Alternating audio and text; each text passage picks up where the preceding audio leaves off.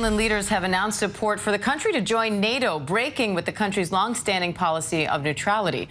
Finland's president and prime minister have called for the country to apply for membership, quote, without delay. Sweden is taking similar steps to join the military alliance amid fears of a larger war. ABC News foreign correspondent Tom Soufi Burridge joins me live now in Kyiv, Ukraine, with more on this.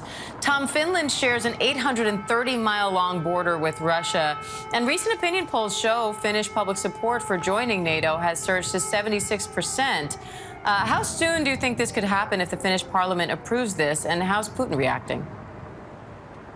Dan, I'll just answer your question in a sec. Just to let you know, the air raid sirens are going off here. Taking advice from our security advisor, we're okay at the moment to continue.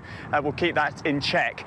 Look, I mean, I think it's guaranteed that both in Finland and in Sweden, the political authorities will approve this measure. And it's almost inevitable that these two countries are going into NATO. And what we see from other NATO member states like the United Kingdom is that they're now saying that Ukraine will be Sweden and Finland will be given the equivalent of Article 5 status. And that basically means that if they're attacked in any way by Russia while they apply for their NATO membership, then NATO member states will come to their aid. And I think it just looks inevitable now that those two countries will join NATO.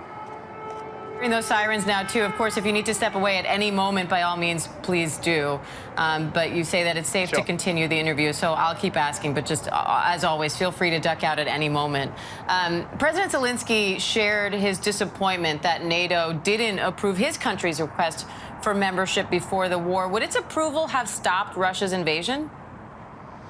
It's a really great question, Diane. I've spoken to European diplomats about this one. I mean, it's complicated because you've got to go back to 2014 when Russia annexed Crimea, a Ukrainian territory, a peninsula on the southern coast of Ukraine, and also when they created a war in the east of Ukraine using proxies. No one saw those two events coming. No member state, the United States, their allies, did not see that coming.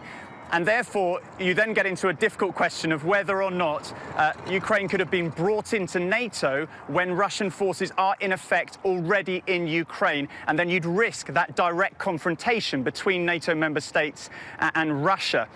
And that, since this invasion, since Russia invaded Ukraine at the end of February, that's exactly what the United States and its allies are still trying to avoid. They're arming the Ukrainian military. That's making a huge difference, and they're training Ukrainian forces, but they are still treading that difficult line and trying to avoid a direct confrontation with Russia. And Tom, Ukrainian defense officials say Russian armed forces carried out 487 missile strikes from Russia and Belarus and believe Putin still intends to capture Kyiv. What are you hearing about that?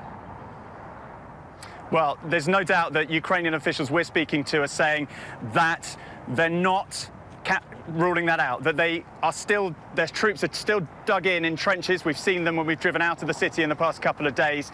They're still dug in all around the city. And what people at home, I think, really need to realize is that Ukrainian cities, including civilian targets, are being hit by Russian bombs on a daily basis. Overnight, the city or the region of Chernihiv up in the northeast of the country, near the border with Belarus and Russia, schools were hit in that region overnight. So the war and the fighting in the Donbass, the east of the country, rages right now. Russia claiming that they're making gains, the Pentagon saying those gains are only incremental, and that Russia's offensive in the east of the country, east of Ukraine, is really stalling for now.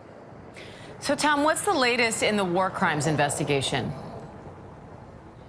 Well, we've had a really interesting bit of news on that. Effectively, Ukraine's prosecutor has announced that it's now made its first indictment against a Russian soldier. That Russian soldier is accused of shooting dead a 62-year-old Ukrainian civilian in his car when he was driving along. And I think, Diane, the really interesting thing about that particular case is that that Russian soldier is in Ukrainian custody. So it's very likely we will see that Russian soldier in a Ukrainian court and be tried. All right, Tom Soufi Burridge in Ukraine. Stay safe, Tom. Thank you.